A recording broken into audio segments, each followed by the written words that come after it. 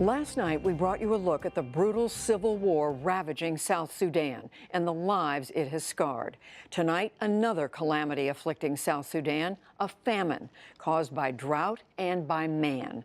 The United Nations estimates 40% of the country's people are at risk. Again, in partnership with the Pulitzer Center on Crisis Reporting, special correspondent Jane Ferguson reports. She studies with focus and poise. Rebecca looks like a typical student next to her classmates in Thornham School in a remote area of South Sudan. But few of them have been through what she has endured. Her family fled for their lives when government soldiers raided their village. They survived by hiding in swamps for 2 weeks. When we fled our village, we were 28 people. When we got here, we were 24. 2 were shot and 2 died of hunger. One of those who died was her 13-year-old sister. Rebecca watched her grow weak and starve to death. We didn't have anything to dig with to bury her, so we just put grass on the body and left it there. Marco Noor is 16 years old and also goes to school here. 2 months ago, he made it to this village with what remained of his family. When we fled the fighting, I saw at least 20 people killed. Along the road later, people died of hunger. His brother, sister, and father were among those who died of starvation. The trauma of their loss haunts him. Both Rebecca and Marco have found safety in this village controlled by rebel gunmen. Rebecca's family have been given this small hut to shelter in by local people. Her mom, Tipasa, tries to sell tea to make extra money for food, but it's never enough, so she forages in the marshes. These are the roots of water lily flowers. This is all people in this part of South Sudan have to eat. It's muddy, it has very little nutritional value, and it's deeply unpleasant.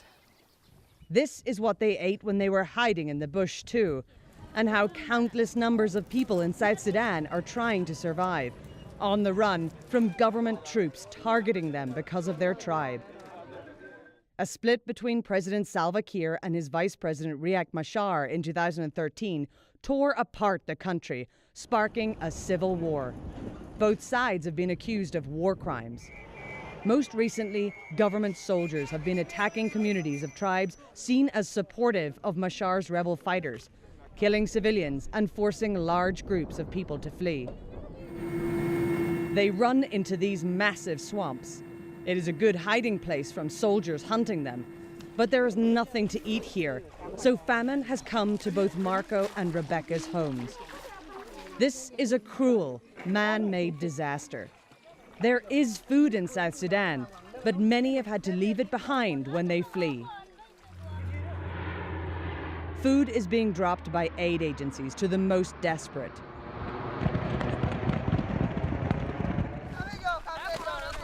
Those with the strength come out of hiding to get life-saving supplies. This is Lear, the famine area where Marco is from. People here used to grow their own vegetables and farm cattle. When they ran for their lives into the bush, they left behind any way of feeding themselves. The International Committee of the Red Cross is giving them tools and seeds. If they plant maize now, they can harvest it by August, if they live that long. In many ways, this area is symbolic of the link between war and hunger in South Sudan, an area where aid agencies are giving out food to local people. They say this once was a vibrant marketplace until government troops came in and burnt it to the ground. And now, the only thing left of that market is just ash in the ground. The numbers of those in need here are staggering. 100,000 people are right now starving to death across the country. Millions more are on the brink. Before I came here, I thought, I know the drill. I've been there. I have never seen anything more complicated, more saddening as compared to South Sudan. 4.8 million people do not have enough food. It really shocks me. Deep Mala Mala runs the US-based charity Mercy Corps' operation in South Sudan. She is not optimistic for the future. I have to say the gap between being brink of starvation and actually starving, there isn't a whole lot of time left. The deterioration happens pretty fast. South Sudan is the most dangerous place in the world for aid workers, yet people here desperately need their help. Over 80 have been killed since the war started, a fifth of those in this year so far alone. Aid agencies often struggle to reach people starving in the wilderness. Flying for hundreds of miles over this vast country, you rarely see even a dirt road. It's in these remote areas where people are dying, far from the world's view. People in urban areas like the capital Juba can get help. International Medical Corps runs this hospital. In the intensive care ward for children, Dr. Sadia Azam shows us how she diagnoses malnutrition. So she's in danger? Yeah, she is in danger. She is severely acute malnourished. So, What's causing that for her?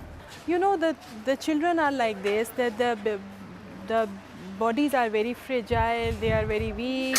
And weak bodies can't fight off deadly diseases. 1.5-year-old Nyagoa also has pneumonia. This hospital exists largely because of U.S. government funding. American money is responsible for much of the aid relief in South Sudan, whether it's food drops from planes or the seeds and tools distributed in famine areas.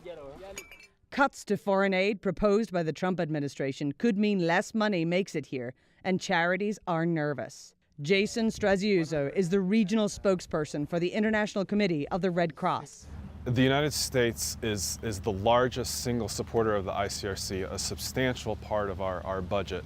And we view this American generosity and goodwill as vital to our operations, as vital to our humanitarian assistance around the world.